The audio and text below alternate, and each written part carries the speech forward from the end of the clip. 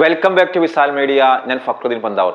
കേരളത്തിലെ അതിപ്രശസ്തനായ എഴുത്തുകാരൻ ആലംകോട് ലീലാകൃഷ്ണൻ ഇസ്ലാം മതത്തിലേക്ക് കടന്നു വന്നു എന്നൊരു പ്രചരണം നടക്കുന്നുണ്ട്. അതേപോലെ അമേരിക്കയിലെ ഹോളിവുഡിലെ ഒരു പ്രമുഖ സിനിമാ താരം ജെയിം ബ്രൗൺ എന്നു പേരുള്ള ഒരു സിനിമാ നടി, ഒരു ആർട്ടിസ്റ്റ് ഇസ്ലാം മതത്തിലേക്ക് കടന്നു വന്നു. ഈ രണ്ട് കാര്യങ്ങളാണെന്ന് ശരിക്കും പറയാനുള്ളത്.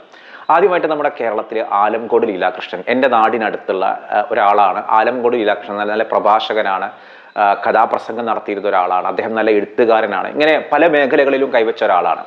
അപ്പൊ അദ്ദേഹം ഇസ്ലാമിലേക്ക് കടന്നു വന്നൊരു പ്രചരണമാണ് ഇന്നലെ സോഷ്യൽ മീഡിയയിലൊക്കെ ഉണ്ടായിരുന്നത്. ഇത് കുറെ ഇസ്ലാമിക് ഗ്രൂപ്പുകളിലൊക്കെ ഇത്തരത്തിൽ പ്രചരണം ഉണ്ട്. മാഷാ അല്ലാഹ് എന്നുള്ള സ്റ്റിക്കറൊക്കെ അടിച്ചു വിടുന്നുണ്ട്.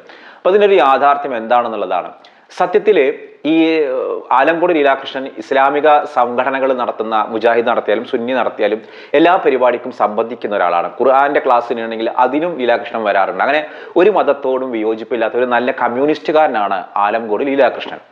അപ്പൊ അദ്ദേഹം എന്തിനാണ് ഇസ്ലാം മതം പ്രചരണം നടത്തിയ ഒരു പ്രചരണം നടക്കുന്നത് വെച്ചാൽ അങ്ങനെ ഒരു സംഭവമേ ഇല്ല. ലീലാകൃഷ്ണൻ എന്ന പേരുള്ള ആലംകോട് ലീലാകൃഷ്ണൻ ഇസ്ലാം മതത്തിലേക്ക് കടന്നു വന്നിട്ടില്ല.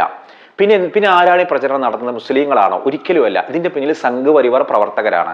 അതിനൊരു കാരണമുണ്ട്. ഇങ്ങനെ ഇല്ലാത്ത കഥ ഉണ്ടാക്കി വരുമ്പോൾ ഖുർആനിനൊന്ന് കളിയാക്കിയിട്ടാണ്, മാതൃഭൂമിയിലെ വാർത്ത എന്ന രീതിയിലാണ് സംഘ് പരിവാർ ഈ പ്രചരണം നടത്തുന്നത്. ഒന്നാമതായിട്ട് മാതൃഭൂമിയുടെ ഫോണ്ടേ ഇങ്ങനെയല്ല. അതിൽ തന്നെ പെട്ടെന്ന് തന്നെ നമുക്ക് മനസ്സിലാവും. മാതൃഭൂമി പോലും തുറന്നു പറഞ്ഞു ഞങ്ങളുടെ പേരിൽ വ്യാജമായിട്ട് ഇറക്കി വിടുകയാണല്ലോ. ഒരു പരാതിയൊക്കെ കൊടുത്തിട്ടുണ്ട്. അപ്പൊ ഇതിന് പിന്നിൽ സംഘ് പരിവാർ ആണെന്ന് ഞാൻ പറയാൻ കാരണം, ഈ കുറച്ച് ദിവസങ്ങൾക്ക് മുൻപ് ഒരു യുവ കലാസാഹിതിയുടെ ഒരു സ്റ്റേറ്റ് പരിപാടിയിൽ ലീലാകൃഷ്ണൻ നടത്തിയ ചില പരാമർശങ്ങൾ ഏറെ വിവാദം ഉണ്ടാക്കിയിരുന്നു. അതിൽ ശ്രീരാമൻ പരാജിതനാണ്, അതേപോലെ ഭഗവത്ഗീത ഒരു പരാജയമാണ് എന്നൊക്കെ പറഞ്ഞു എന്ന് പറഞ്ഞിട്ടാണ് ഈ സംഘ് പരിവാർ പ്രവർത്തകർ ലീലാകൃഷ്ണനെതിരെ ഭയങ്കര വിവാദങ്ങൾ ഉണ്ടായിരുന്നു.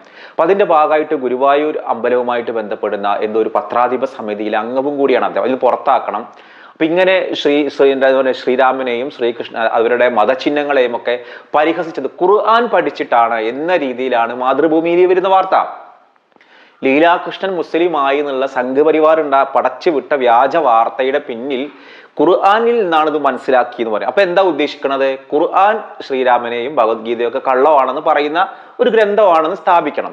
സംഘ് പരിവാറിന്റെ കുണ്ട് അധികം ഓടിയില്ല. ഇത് കാണുമ്പോൾ തന്നെ കൃത്യമായിട്ട് മനസ്സിലാവും ഇതൊരു വ്യാജമാണെന്ന്. ഇനി ഇത്തരത്തില് ഈ ആലംകോട് ലീലാകൃഷ്ണൻ അവരുടെ മതചിഹ്നങ്ങൾ എന്തെങ്കിലും കളിയാക്കിയിട്ടുണ്ടോ? ഇല്ല, അത് ഞാൻ പറഞ്ഞുതരാം. അത്തരത്തിലൊന്നും കളിയാക്കുന്ന, മറ്റു മതങ്ങളുടെ ചിഹ്നങ്ങളൊന്നും കളിയാക്കുന്ന ഒരാളല്ല. നമ്മുടെ നാട്ടിൽ അങ്ങനെ മതചിഹ്നങ്ങളെ ആദരിച്ചില്ലെങ്കിലും കളിയാക്കുന്ന രൂപം ഉണ്ടാവരുത്. പലപ്പോഴും അങ്ങനെയാണ്. ഇപ്പൊ നമ്മളൊരു വാർത്ത വായിച്ചിട്ടുണ്ടാവും, ഒരു സിംഹം, അക്ബർ എന്നൊരു സിംഹം, സീത എന്നൊരു സിംഹം, രണ്ടിന്റെയും പേര് മാറ്റാൻ. ശരിക്കും ഇത് എന്താ പറയാ, ഈ സിംഹങ്ങളെ പിടികൂടിയപ്പോ, ത്രിപുരയിൽ ഈ സിംഹങ്ങളെ പിടികൂടിയപ്പോൾ രണ്ട് സിംഹത്തിനിട്ട പേര് രാമൻ സീത എന്നാണ്. രാമൻ സീത, അങ്ങനെ രണ്ട് സിംഹത്തിന് പേരിട്ടു. ആൺ സിംഹത്തിന് രാമൻ, പെൺസിംഹത്തിന് സീത. അങ്ങനെ ഈ രാമനും സീതയെയും ബംഗാളിലെ മൃഗശാലയ്ക്ക് കൊണ്ടുപോയപ്പോൾ അവർ പേര് മാറ്റി. ബംഗാളേർ എന്ത് ചെയ്തു? ഇതിന് അക്ബർ എന്നിട്ടു.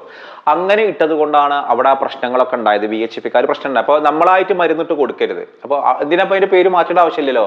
അതിന് ആദ്യത്തെ പേരെന്നെ പോരെ, രാമനെങ്കിൽ രാമൻ കൊണ്ട് നടന്നോട്ടെ. അതിനെ പിടിച്ച് അക്ബർ ആക്കുമ്പോഴാണ് ഈ പ്രശ്നം ഉണ്ടാവണേ. അപ്പൊ ഇങ്ങനെ വഴിമരുന്ന് ഇട്ടിട്ടുണ്ടോ ലീലാകൃഷ്ണൻ? അങ്ങനെ എന്തെങ്കിലും സാധ്യത ഉണ്ടോ? നമുക്ക് വഴിയെ പരിശോധിക്കാം. കൂട്ടത്തില് ശരിക്കും ഇസ്ലാമിലേക്ക് വന്നൊരു നടിയുണ്ട്. ആ നടിയുടെ പേര് അമേരിക്കയിലുള്ള ഒരു മ്യൂറൽ ആർട്ടിസ്റ്റാണ്. വളരെയധികം എന്താ പറയാ സമ്പന്നയായ അവരാണ് ഇസ്ലാമിലേക്ക് കടന്നു വന്നത്. അവരുടെ ശരിക്കുള്ള പേര് ജെയിം ബ്രൗൺ എന്നുള്ളതാണ്. അപ്പൊ ഇവര് ഒരുപാട് എന്താ പറയാ ഈ ഫാഷന്റെ ലോകത്താണ്, ഹോളിവുഡ് സിനിമയിലെ വളരെ പ്രശസ്തയാണ്. ഇവര് മദ്യപിച്ചും അതേപോലെ മയക്കുമരുന്ന് ഉപയോഗിച്ചും അങ്ങനെ അടിച്ചു പൊളിച്ച് ലൈഫ് നടക്കുന്ന സമയത്താണ് ഇതൊന്നുമല്ല സന്തോഷം എന്നുള്ള തിരിച്ചറിയുന്നത്. അങ്ങനെ അവർ ഇസ്ലാമിനെ കുറിച്ച് പഠിക്കുന്നു. അപ്പൊ ആദ്യം തന്നെ അവർക്ക് മനസ്സിലായത് സ്ത്രീകൾക്ക് ഏറ്റവും സുരക്ഷിതത്വം നൽകുന്ന ഒരു റിലീജിയൻ ഇസ്ലാമാണ്. ഒരു ക്രിസ്തുമത വിശ്വാസിയാണ്. അപ്പോൾ സ്ത്രീകൾക്ക് ഉപയോഗിക്കുന്ന ഈ ഒരു തലമറക്കുന്ന ഒരു രീതി, പർദ്ദ ഉപയോഗിക്കുന്ന രീതി, ഇങ്ങനെ സ്ത്രീകളെ എത്രമാത്രം കൺസിഡറേറ്റ് ചെയ്യുന്നുണ്ട് എന്നുള്ളത് മനസ്സിലാക്കി അവര് ഇസ്ലാം ആവാതെ തന്നെ ഈമാൻ കയറി, മുഅ്മിനായി.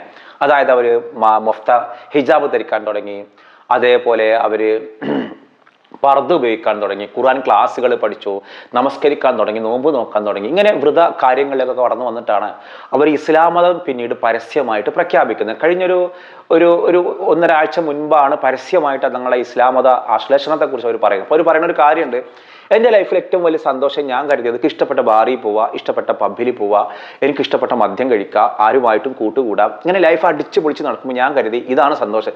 ഇതൊക്കെ അനുഭവിച്ചപ്പോഴാണ് എനിക്ക് മനസ്സിലായത് ഇതൊന്നുമല്ല ഹാപ്പിനെസ് എന്നുള്ളത്. ലൈഫിൽ മനസ്സമാധാനം നഷ്ടപ്പെടുക, കുറെ കാശുണ്ടായതുകൊണ്ട് ഒരിക്കലും ഹാപ്പിനെസ് കിട്ടില്ല. അങ്ങനെ ഞാൻ അതിനെക്കുറിച്ചായി അന്വേഷിക്കാൻ തുടങ്ങി. അങ്ങനെയാണ് സ്ത്രീകൾക്ക് ഏറ്റവും സംരക്ഷണവും സുരക്ഷിതത്വവും നൽകുന്ന ഒരു മതം ഇസ്ലാമാണെന്ന് എനിക്ക് മനസ്സിലായത്. അങ്ങനെ ഞാൻ ആ വേഷവിധാനങ്ങളൊക്കെ ധരിച്ച് നടക്കുമ്പോൾ എനിക്ക് ഭയങ്കര സുരക്ഷിതത്വം ഫീൽ ചെയ്യാൻ തുടങ്ങി. ഞാൻ തലമറച്ച് നടക്കുന്നു, അതേപോലെ ഹിജാബ് ഇട്ട് നടക്കുന്നു. എനിക്കപ്പോൾ അങ്ങാടിയിലൂടെ ഒക്കെ കരിക്കുന്ന ഒരാളിൻ്റെയും മോശമായ എന്താ പറയുക നോട്ടങ്ങളോ ആൺനോട്ടങ്ങളോ അത് മറ്റൊന്നും എനിക്ക് ഏൽക്കേണ്ടി വരുന്നില്ല. എനിക്ക് പബ്ബുകൾ കാണുമ്പോൾ അവിടെയുള്ള ബഹളങ്ങളും മറ്റൊക്കെ എനിക്ക് ഭയങ്കര ഇറിറ്റേഷൻ ഉണ്ടാക്കാൻ തുടങ്ങി. എൻ്റെ ഉള്ളിൽ ഒരു സമാധാനത്തിൻ്റെ ഒരു സ്പേസ് ഉണ്ടാവാൻ തുടങ്ങി. അപ്പോൾ ഞാൻ തിരിച്ചറിഞ്ഞു ഇസ്ലാമാണ് ശരിക്കും ഒരു പീസ്ഫുൾ ആയൊരു മതം. അങ്ങനെയാണ് ഈ ജെയിം ബ്രൗൺ എന്ന പേരുള്ള ഈ മ്യൂറൽ ആർട്ടിസ്റ്റ് ഇസ്ലാം മതത്തിലേക്ക് കടന്നു വരുന്നത്.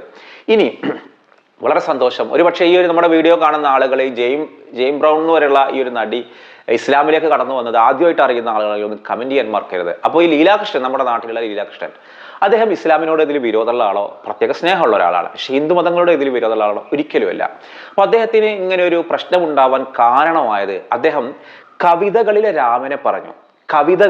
കവിതകളിലൂടെ, അതായത് കവിതകളിലൂടെ വന്ന ഒരു എഴുത്തുകാരന്റെ ഭാവനാ സൃഷ്ടിയാണ് ശരിക്കും രാമനെന്നും അതിനെ പിടിച്ചിട്ട് ഒരു രാഷ്ട്രീയപരമായി മാറ്റിയെന്നും ഇങ്ങനെ ഒരു കവിതകൾ അനലൈസ് ചെയ്തതാണ്.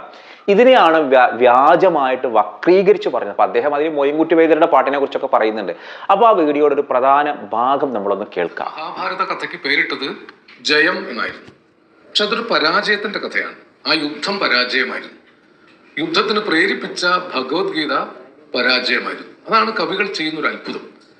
രാമായണത്തിന്റെ ഏറ്റവും പ്രധാനപ്പെട്ട ഒരു ഭാഗം മാ നിഷാദ എന്ന് പറഞ്ഞതാണ്. ഒരു പക്ഷിയെ കൊല്ലരുതെന്ന് പറയാനാണ്.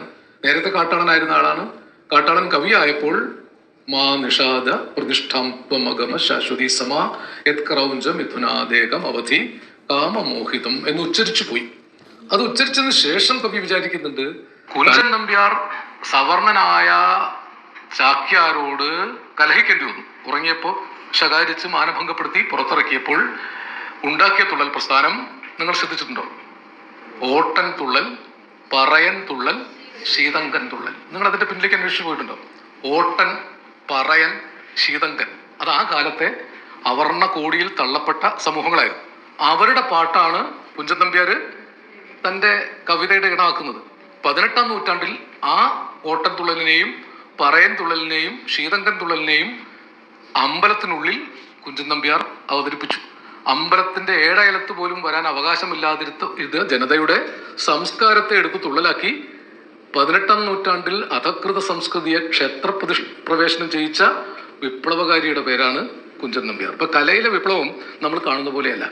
നമ്മൾ 20-ാം നൂറ്റാണ്ടിലാണ് ക്ഷേത്രപ്രവേശന സമരം. വൈക്കത്ത് സത്യാഗ്രഹം നടത്തിയിട്ട് 100 കൊല്ലമായിട്ടുള്ളൂ. വൈക്കത്ത് അമ്പലത്ത് കയറാനല്ല സത്യാഗ്രഹം നടത്തിയത്. അതിന് ചുറ്റുമുള്ള പട്ടിക്കും പൂച്ചയ്ക്കും നടക്കാൻ അവകാശമുള്ള വഴിയിലൂടെ മനുഷ്യന് നടക്കാൻ അവകാശത്തിന് വേണ്ടിയാണ് സമരം നടത്തിയത്. ഗുരുവായൂരാണ് കഷ്ടിച്ച് ക്ഷേത്രപ്രവേശനത്തിന് വേണ്ടി സമരം നടത്തിയത്. ആ സമരം ക്ഷേത്രപ്രവേശനം അനുവദിച്ച് കിട്ടാതെ അവസാനിപ്പിക്കേണ്ടി വന്നു. ചുരുങ്ങിയതൊരു 50-70 കൊല്ലമേ ആയിട്ടുള്ളൂ അവർണർക്ക് ക്ഷേത്രപ്രവേശനം അനുവദിക്കപ്പെട്ടത്. പക്ഷേ 18-ാം നൂറ്റാണ്ടിൽ പറയനെയും ശീതങ്കനെയും ഓട്ടനെയും കുഞ്ചൻ നമ്പ്യാർ അമ്പലത്ത് കയറ്റി. ഭടജനങ്ങളുടെ നടുവിലുള്ളൊരു പടയണിക്ക് ചേരുവാൻ വടിവിയെന്നൊരു ചാരു കേരള ഭാഷ തന്നെ ചിതം വരും. ഇത് 18-ാം നൂറ്റാണ്ടിലാണെന്ന് ആലോചിക്കണം. ഇങ്ങനെയാണ് കവിതയിൽ അല്ലെങ്കിൽ സാഹിത്യത്തിൽ വിപ്ലവം ഉണ്ടാവുന്നത്. മോയിൻകുട്ടി വൈദ്യർ എന്നൊരു കവിയെ കേട്ടിട്ടുണ്ടോ നിങ്ങൾ? മോയിൻകുട്ടി വൈദ്യർ മലപ്പുറം ജില്ലയിലെ കൊണ്ടോട്ടിയിൽ ജനിച്ച ഒരാളാണ്. അദ്ദേഹവും ഈ 18-ാം നൂറ്റാണ്ടിൽ ഉണ്ടായിരിക്കും. 18-ാം നൂറ്റാണ്ടിലും 19-ാം നൂറ്റാണ്ടിനും ഇടയിൽ ജീവിച്ചൊരു കവിയാണ്. അദ്ദേഹം എഴുതിയ ബദറുൽ മുനീർ, ഹുസ്നുൽ ജമാൽ പോലുള്ള കവിതകളൊക്കെ ഇപ്പോഴത്തെ മലയാളമല്ല. ആ പ്രദേശത്ത് നിലനിന്നിരുന്ന ഒരു നാട്ടുപഴി മാപ്പിള മലയാളവും ഉറുദു പൂർണ്ണരൂപത്തിൽ ഉറുദു അല്ല, പ്രാകൃത ഉറുദുവും അറബിയും ചെന്തമിഴും ചേർന്നൊരു ഭാഷയാണ്. നിങ്ങൾക്ക് ഇന്ന് മോയിൻകുട്ടി വൈദ്യരുടെ വരികൾ കേട്ടാൽ അതിന്റെ അർത്ഥം മനസ്സിലാവില്ല. അത് കേരളത്തിൽ മലയാളത്തിൽ ഇപ്പം മറയൂർ അശോകന്റെ കവിത പരിഭാഷ കൂടാതെ നിങ്ങൾക്ക് മനസ്സിലാവും. സുകുമാരൻ ചാലിക്കത്തയുടെ കവിത പരിഭാഷ കൂടാതെ മനസ്സിലാവുന്നില്ല. അത് കേരളത്തിനുള്ളിൽ തന്നെയുള്ള ഡയലക്ട്സായി നിലനിൽക്കുന്ന ഭാഷകളാണ്. ഡയലക്ട്സ് മാത്രമാണ്, ഭാഷയായിട്ടില്ല. അപ്പൊ ഈ ഭാഷയ്ക്കുള്ളിൽ അനേകം ഡയലക്റ്റുകൾ രൂപപ്പെട്ട് കിടക്കും. ഇപ്പൊ കവിതയുടെ ഒരു വലിയ വിപ്ലവം അതാണ്. ഈ ഡയലക്റ്റുകളെ കവിതയിലൂടെ കവി പൊതുസ്വീകാര്യതയിലേക്ക് കൊണ്ടുവരും. തടകി മണത്തെ സമയത്തിൽ ഉടനവനെത്തി മനതുള്ളിൽ സരസിജ മുറ്റേ മധുരത്തെ കുസുനുജമാല അവളുടെ തരമഹതൊക്കെ മറന്നിടും എന്ന തുടഹാലാൽ. ഇത് മലയാളത്തിലെ കവിതയാണ്, മുൻകുട്ടി വൈദ്യരുടെ കവിതയാണ്. അതിനു മുമ്പ് ഇങ്ങനെ. അപ്പോൾ നിങ്ങൾക്ക് തോന്നുന്നുണ്ടോ ഇത്തരത്തിൽ ഈ ഹിന്ദു മതത്തിനെ അവഹേളിക്കുന്ന ഒരാളാണ് ലീലാകൃഷ്ണൻ? ഒരിക്കലുമല്ല. അദ്ദേഹത്തിന് എനിക്ക് പേഴ്സണൽ അറിയുന്ന ഒരാളാണ്, നമ്മുടെ അയൽനാട്ടുകാരനാണ്, കണ്ടാൽ തിരിച്ചറിയുകയും സംസാരിക്കുകയും ചെയ്യുന്ന ഒരാളാണ്. പക്ഷെ അദ്ദേഹത്തിനെ കുറിച്ച് ഇല്ലാത്ത വചനങ്ങൾ ഉണ്ടാക്കിയിട്ട് മൂപ്പരെ പിടിച്ച് മുസ്ലിമാക്കി പ്രചരിക്കുക, അതിന്റെ കാരണം ഖുർആനിൽ അങ്ങനെ പറഞ്ഞിട്ടുണ്ട് എന്നൊക്കെ പറഞ്ഞതിന് പിന്നിലൊക്കെ ലക്ഷ്യം വേറെയാണ്. അപ്പൊ സംഘപരിവാറിന്റെ പരിപ്പ് കൂടെ വേവണില്ല. പക്ഷെ മുസ്ലിം ഗ്രൂപ്പുകളിലൊക്കെ ഇത് വ്യാജ വാർത്തയാണെന്ന് അറിയാതെ വാട്സപ്പിലൊക്കെ ലീലാകൃഷ്ണൻ മുസ്ലിമായി എന്ന് പറഞ്ഞിട്ട് വാർത്ത വരുന്നുണ്ട് ചെയ്യുന്നു. അപ്പോൾ നിങ്ങൾ ഏതെങ്കിലും വാട്സപ്പ് ഗ്രൂപ്പിൽ അങ്ങനെ വന്നിട്ടുണ്ടെങ്കിൽ ഒന്ന് കമന്റ് ചെയ്യണേ, ഞങ്ങളുടെ ഗ്രൂപ്പിലും ലീലാകൃഷ്ണൻ മുസ്ലിമായി എന്നുള്ള വാർത്ത വന്നിട്ടുണ്ട് എന്നുള്ളത്. അപ്പോൾ ഓക്കെ, ഈ ഒരു വിഷയവുമായിട്ട് ബന്ധപ്പെട്ട് നിങ്ങളുടെ അഭിപ്രായങ്ങൾ നിങ്ങൾ കമന്റ് ചെയ്യണം. മറ്റൊരു ദിവസം മറ്റൊരു വീഡിയോയുമായി വീണ്ടും കാണാം.